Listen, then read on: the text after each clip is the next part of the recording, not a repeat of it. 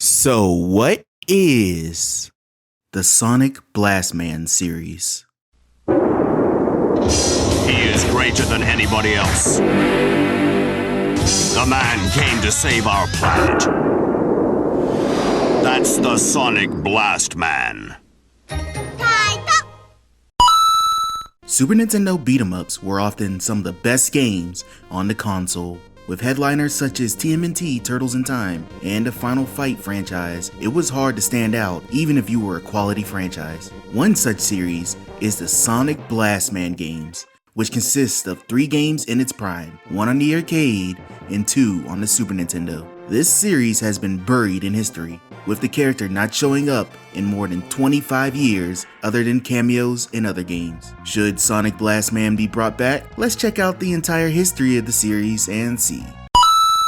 Sonic Blastman on the arcade was released in 1990 by Taito. The game and entire series is based around Sonic Blastman, a regular man who has a superhero alter ego based around super punches to criminals and bad guys to keep the public safe. Unlike the next 2 games, Sonic Blastman in arcades is actually a punching bag simulator. The game actually requires the player to put on punching gloves and punch a strength gauge, which will translate to damage to enemies and targets in the game. The harder you punch, the more damage you'll do to the enemies Sonic Blastman faces. You only get 3 attempts to register the hardest hit, after which you either pass or fail the level depending on how hard you hit. The levels themselves ramp up in intensity, with the first level being beating up a common street thug, and the final level being destroying an asteroid that's gonna blow up the Earth.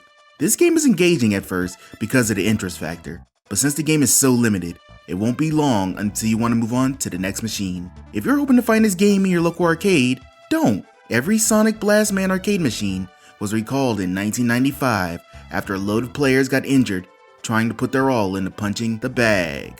Taito ended up having to pay a $50,000 fine a year after release, and this version of Sonic Blastman was put in a retirement home. Technically, this game received a sequel called Real Puncher in the arcades in Japan, but didn't star Sonic Blastman. Sonic Blastman on Super Nintendo was released in 1992 by Taito.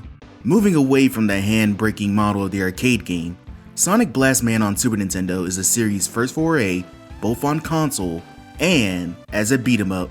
You again control Sonic Blastman as he walks through the streets and beats up criminals with his own 2 hands. Similar to the arcade game, you start out fighting humans, then move on to aliens and robots, and finally, his evil clone. So, appropriate escalation. Sonic Blastman can move across the level, beating up bad guys as they stand to oppose him. He can punch, grab his enemies for close shots or throws, jump, and unleash special attacks, and his most powerful attack, the D-Punch.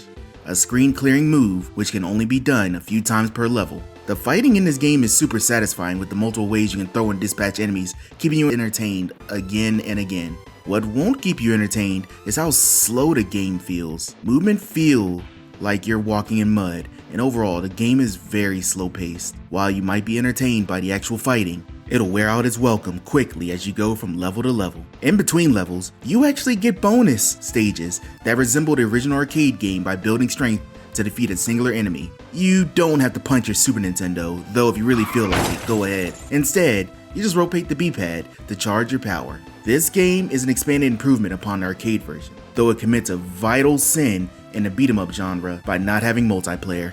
This, combined with the malaise feel of the game, sours the experience of those who want to experience the first game on Super Nintendo.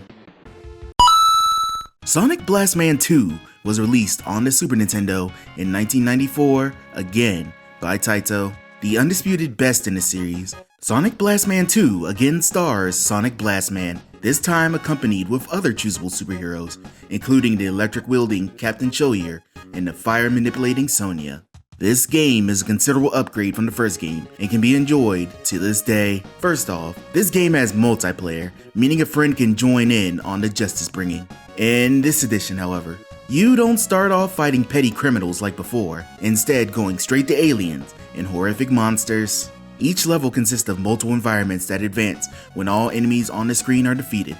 Like before, you can punch, jump, grab enemies for throws, a newly introduced roll to avoid enemy damage, and perform special moves, though the feel is a lot faster and streamlined for this game. Each of the characters have an alignment in regards to strength and speed, with Captain Choyer being the strongest but slowest, Sonya being the fastest yet weakest, and Sonic Blastman being balanced in each. This creates another aspect of choosing what character will fit the level you are playing at the moment, as well as promote multiple playthroughs to see the other characters. The special attacks are similar to the first game, though each character only has 2 that drain a limited special counter that can be refilled by pickups. One attack is usually an extended projectile that takes 1 counter, and the other being a screen clearing move similar to the D-Punch taking 2. While this game doesn't reinvent the wheel, it is highly recommended for playthroughs with friends as you will have a blast. It may not be as flashy as other Super Nintendo beat-em-ups, but I will, at the very least, recommend the second Super Nintendo game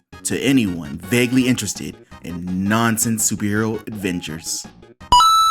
Technically, a revival was released called Sonic Blast Heroes in 2011 in arcades, but it was only released in Japan, and was also an arcade game released in 2011, so you would be forgiven if you didn't know it existed. Either way, this game is modeled after the first game with the scenarios that required players to punch a bag that translate the damage in the game. It's a fun little novelty like the original, but not much more than that, especially since it's extremely rare to find. And from there, Sonic Blastman was put to rest for good. Taito as a company was acquired by Square Enix in 2005 and is still alive today, so the IP is still available for a new game. I think once the dust settles from Square's recent troubles, Sonic Blastman, Captain Choyer, and Sonya should put the suits on one more time.